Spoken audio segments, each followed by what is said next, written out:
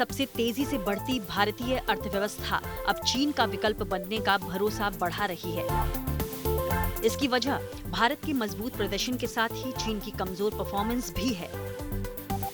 एक तरफ भारत में जहां शेयर बाजार नई ऊंचाई पर पहुंच गया है, एफडीआई में तेजी आ रही है और इंफ्रास्ट्रक्चर को मजबूत करने पर जबरदस्त निवेश भी हो रहा है।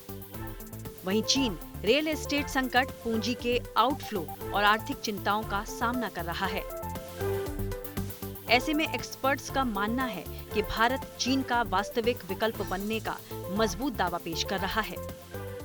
चीन का शेयर बाजार 2021 में उच्चतम स्तर पर पहुंचने के बाद अब गिरावट का सामना कर रहा है, जिससे शंघाई, शेंजेन और हांगकांग के बाजारों से $5 ट्रिलियन से ज्यादा की मार्केट कैप घट गई है। वहीं पिछले साल आई गिरावट के बाद एफडीआई जनवरी में 2023 के इसी महीने के मुकाबले 12% घट गई है।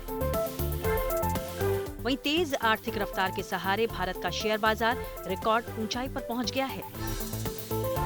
भारत के शेयर मार्केट में लिस्टेड कंपनियों की वैल्यू पिछले साल के आखिर में $4 ट्रिलियन से ज्यादा हो गई है। जेफरीज की रिपोर्ट के अनुसार 2030 तक भारत का मार्केट कैप 2 गुना से ज्यादा होकर $10 ट्रिलियन हो जाएगा। इतनी बड़ी मार्केट कैप का मतलब है कि दिग्गज वैश्विक निवेशक भी भारतीय शेयर बाजार को नजरअंदाज नहीं कर पाएंगे। दरअसल ऐसा भी नहीं है कि केवल भारत ही चीन का विकल्प बन सकता है। कई मोर्चों पर जापान और जर्मनी भी चीन की जगह लेने का दम भर रहे थे, लेकिन इन दोनों ही देशों में छाए आर्थिक संकट और मंदी के हालातों ने इन्हें इस रेस से बाहर कर भारत को ये मौका दे दिया है। भारत को एक बड़ी ताकत MSCI के इंडेक्स में वेटेज बढ़ने से भी मिलेगी। MSCI ने दरअसल फरवरी में कहा था कि वो अपने उभरते बाजारों के इंडेक्स में भारत के वेटेज को 17.98% से बढ़ाकर 18.06% करेगा, जबकि चीन के वेटेज को घटाकर 24.77% करेगा।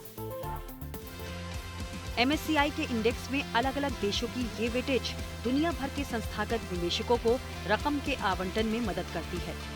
कुछ यही हाल भारत की विकास दर को लेकर लगाए गए IMF के अनुमानों से भी झलकता है, जिसने भारत की विकास दर 6.5% और चीन का ग्रोथ रेट 4.6% रहने का अनुमान लगाया है।